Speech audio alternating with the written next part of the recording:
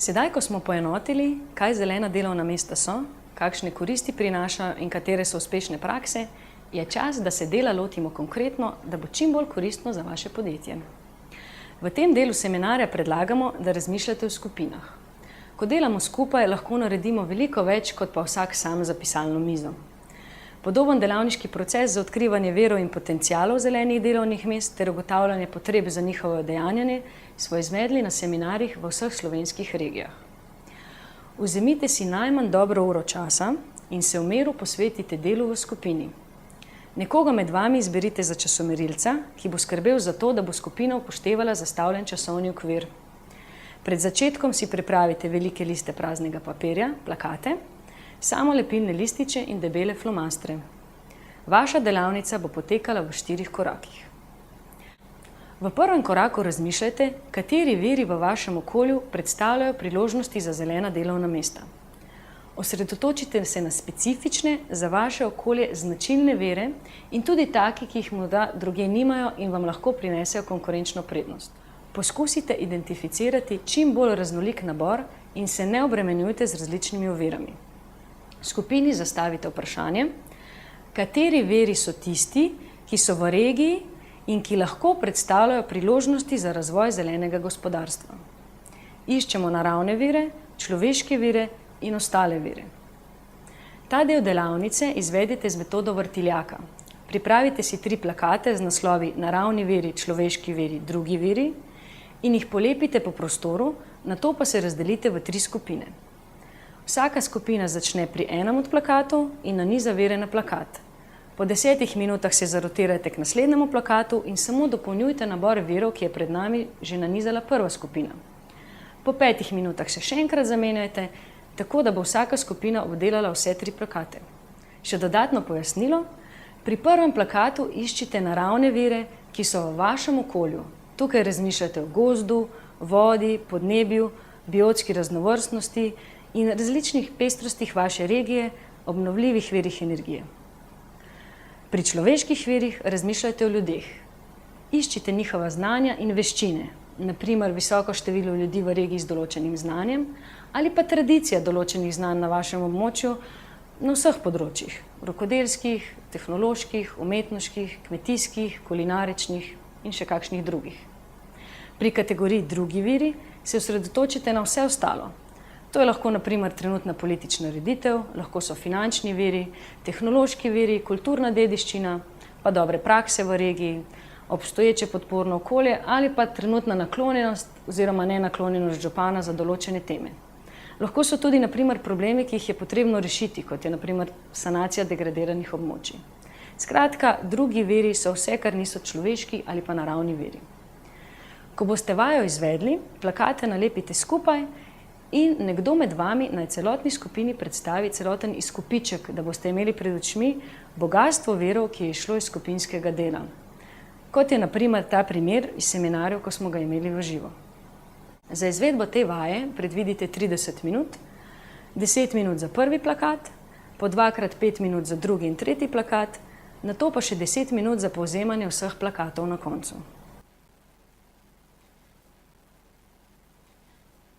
Sedaj, ko ste identificirali vire, plakate namestite v prostor tako, da vam lahko koristijo v naslednjem koraku. To je identificiranje potencialov za zelena delovna mesta. Naslednjih nekaj minut razmišljajte brez omejitev.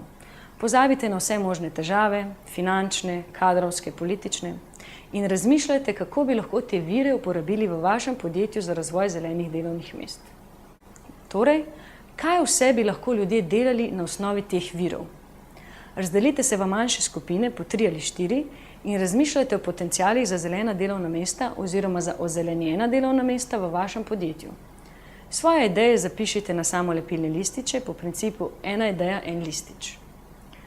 Pred očmi imejte vse naravne, človeške in ostale vire, ki ste jih identificirali v prejšnjem koraku in poskušajte najti čim več konkretnih potencialov, ki izhajajo iz enega ali celo še bolje iz več virov.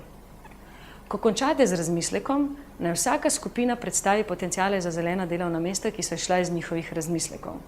Ideje združite v grozde, naprimer potenciali za okolju prijaznejše izdelke in storitev, potenciali za ozelenitev procesov, potenciali za povečanje energetske učinkovitosti stavb in podobno. Dobili boste bogat nabor pokupčkanih idej za razvoj zelenih delovnih mest v vašem podjetju. Naprimer takole. Za izvedbo te vaje predvidite 20 minut. 10 minut za razmišljanje v manjših skupinah in 10 minut za poročanje in povzemanje.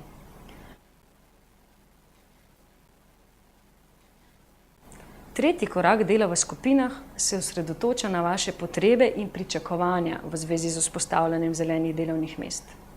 Kaj vam stoji na poti, da ne morete uresničiti potencialov, ki ste jih identificirali v prejšnjem koraku?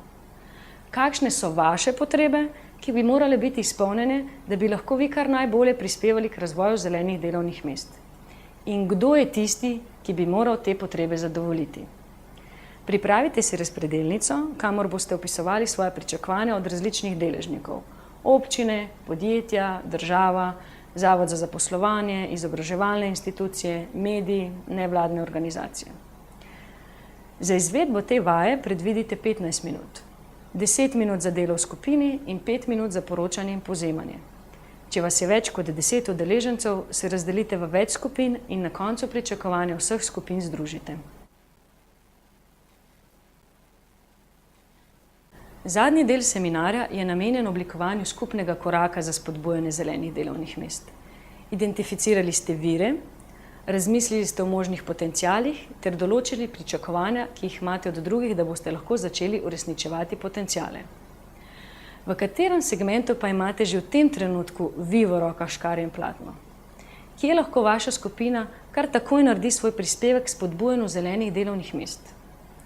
Predlagamo, da se na tej točki, ko ste ugotovili, kako bi stanje zelenih delovnih mest lahko izboljšali, ne razidete brez dogovora o neki akciji, ki bi jo lahko skupaj izvedli kot prvi korak.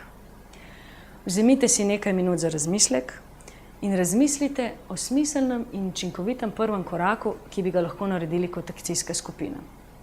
Naprimer, si napovedali na sestanek k potencialnemu partnerju ali županu, pozvali lokalnega novinarja, na to temo bolje pokriva pri pisanju o volitvah, se dogovorili za intervju z njim, morda ozelenili vašo pisarniško dejavnost ali kaj tretjega. Oblikujte eno ali več konkretnih aktivnosti in natančno opredelite, kako in dokdaj jih boste izvedli in kdo bo odgovoren za njihovo izvedbo. Z izbranimi aktivnosti se morajo vsi strinjati, oziroma vsaj tisti, ki so izbrani za njihovo izvedbo. Na koncu delavnice določite nekoga, ki bo vse ustvarjene vsebine prepisal in posredoval vsem udeležencev. O delavnici poročajte vodstvu. Zapis naj vam služi kot osnova za razvoj zelenih delovnih mest v podjetju, akcijski načrt pa nadgradite in sproti dopolnjujte.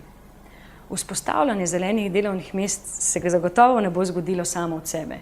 Potrebno bo dobro načrtovanje, namenski ukrepi in ambiciozna zelena podjetja. Zakaj ne bi bilo med njimi tudi vaše? Na koncu vabljeni še na družabna omrežja in spletno stran spodbujamo zelena delovna mesta.si, kjer lahko najdete predstavitve dobrih praks in analizo o stanju, potencialih in dobrih praksah na področju zelenih delovnih mest v Sloveniji. Srečno pri vašem delu in čim več uspeha pri vzpostavljanju zelenih delovnih mest.